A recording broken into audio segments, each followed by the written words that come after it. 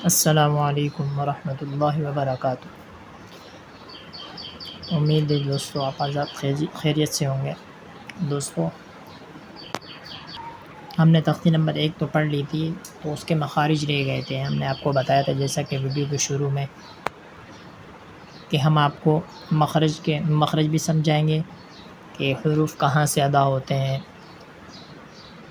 اور پورا قاعدہ انشاءاللہ صحیح طریقے سے آپ کو پڑھنے اور پڑھانے کا دونوں۔ تو ہم آج انشاءاللہ تختی نمبر 1 پوری مخرج کے اعتبار سے بتائیں گے کہ حروف کہاں سے ادا ہوتے ہیں۔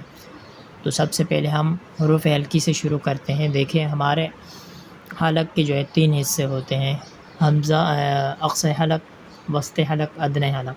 اقصی حلق یعنی حلق کا وہ حصہ جو منہ سے ملا ہوا ہے۔ اقصی حلق کا وہ حصہ جو منہ سے ملا ہوا ہے۔ وسط حلق یعنی درمیانی حصہ، اور ادنی حلق جو سینے سے ملا ہوا ہے۔ تو حلق جو منہ سے ملا ہوا حلق کا حصہ ہے، اس سے ہم 2 حروف ادا ہوں گے۔ اقصی حلق سے 2 حروف ادا ہوں گے: غین، خا۔ غین، یہ غین، خا، اس سے 2 حروف جو منہ سے ملا ہوا گلے کا حصہ ہے، اس سے غین اور خا ادا ہوں گے۔ اب رہ گیا حلق کا درمیانی حصہ، اس سے بھی 2 حروف ادا ہوں گے: عین اور حا۔ اس سے بھی 2 حروف ادا ہوں گے: عین اور حا۔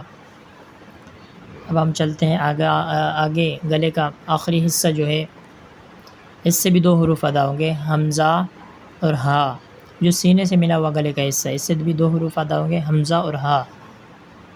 تو یہ ہمارے گلے کے حصے تھے، 3 حصے، جن سے 6 حروف ادا ہو گئے۔ آگے چلتے ہیں حروف لہویہ، وہ حروف یعنی جو تالو سے ادا ہوتے ہیں۔ قوف، سب سے پہلے قوف جو ہے نا، ہم زبان کی جڑ جب تالو کے اوپری حصے سے یعنی تالو کے نرم حصے سے جب زبان کی جڑ لگے گی تو قوف ادا ہوگی۔ ہمارے جو منہ کے اندر جو گوشت کا لوتھڑا ہے چھوٹا سا، اس سے پہلے جو نرم حصہ ہے، جو زبان کی جڑ جب اس سے لگے گی تو کیا ادا ہوگا؟ قوف ادا ہوگی۔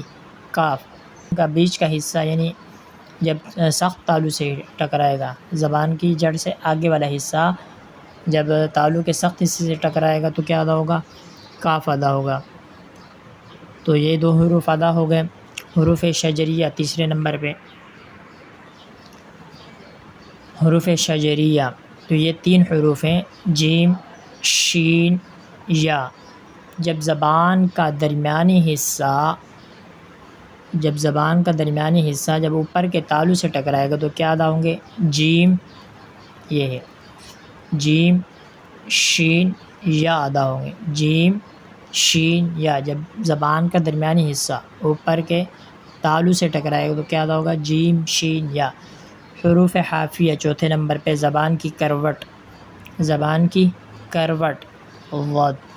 جب زبان کی کروٹ دائیں یا بائیں کی طرف لگے تو کیا ادا ہوگی؟ ضاد ادا ہوگی۔ تو یہ سب سے مشکل مخرج مانا جاتا ہے اس کا۔ زبان کا کنارہ جب اوپر کے دانتوں کے مسوڑوں سے لگے، زبان کا کنارہ جب اوپر کے دانتوں کے مسوڑوں سے لگے تو کیا ادا ہوگی؟ لام۔ کیا ادا ہوگی؟ لام۔ جب زبان کا کنارہ سامنے والے اوپر کے دانتوں کے مسوڑوں سے لگے تو کیا ادا ہوگی؟ لام۔ اب آگے چلتے ہیں نون۔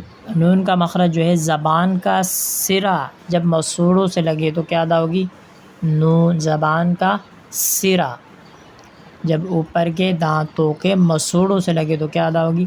نون۔ زبان کی پشت اور نوک کا اوپر والا حصہ، زبان کی پشت اور نوک کا اوپر والا حصہ جب تالو سے لگے تو کیا ادا ہوگی؟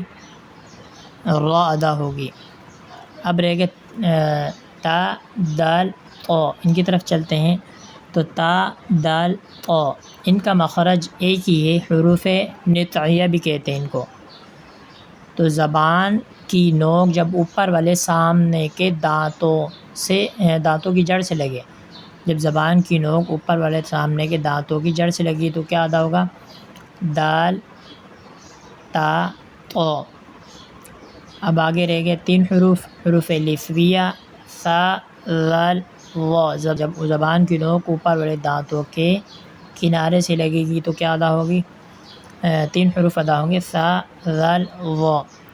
اب رہ گئے سیٹی والے حروف زا سین صاد، تو ان کا مخرج بھی آسان ہے۔ زبان کی نوک جب اوپر اور نیچے کے دانتوں کے درمیان آ کر سامنے والے دانتوں کے اندرونی کنارے سے لگے، جب زبان کی نوک اوپر اور نیچے والے دانتوں کے درمیان میں آ کر سامنے والے دانتوں کے اندرونی کنارے سے لگے تو ان سے کیا ادا ہوں گے؟ زا سین صاد۔ حروف شفویہ 9ویں نمبر پہ ہے، ہونٹوں کے حروف بھی کہا جاتا ہے ان کو، فا واو اور با۔ فا اوپر والے سامنے کے دانتوں کا کنارہ جب نیچے والے ہونٹ کے گلے حصے سے لگے تو کیا ادا ہوگی؟ فا۔ واو دونوں ہونٹ گول ہوں گے، واو کیسے ادا ہوگی؟ جب دونوں ہونٹ گول ہوں گے۔ یاد رکھیے ہونٹ صرف 2 جگہ پہ گول ہوتے ہیں، واو اور پیش پہ ہونٹ صرف 2 جگہ پہ گول ہوں گے، اس کے علاوہ کہیں پہ بھی گول نہیں ہوں گے، واو اور پیش پہ۔ آگے چلتے ہیں، با دونوں ہونٹوں کے گیلے حصے کے ملنے سے با ادا ہوگی۔ میم دونوں ہونٹوں کے خشک حصے کے ملنے سے میم ادا ہوگی۔ تو یہ تھے ہمارے مخرج جو ہم نے اب آپ کو بتا دیا۔ تو یہ بھی آسان ہے، خ صاد ضاد غین قا قاف ظا۔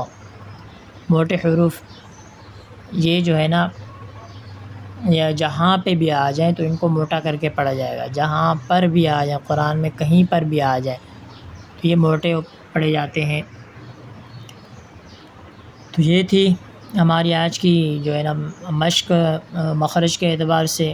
اگر آپ بچوں کو اس طریقے سے پڑھائیں، اس سے بھی اگر آپ آسان انداز میں سمجھانا چاہتے تو اور بہتر ہے۔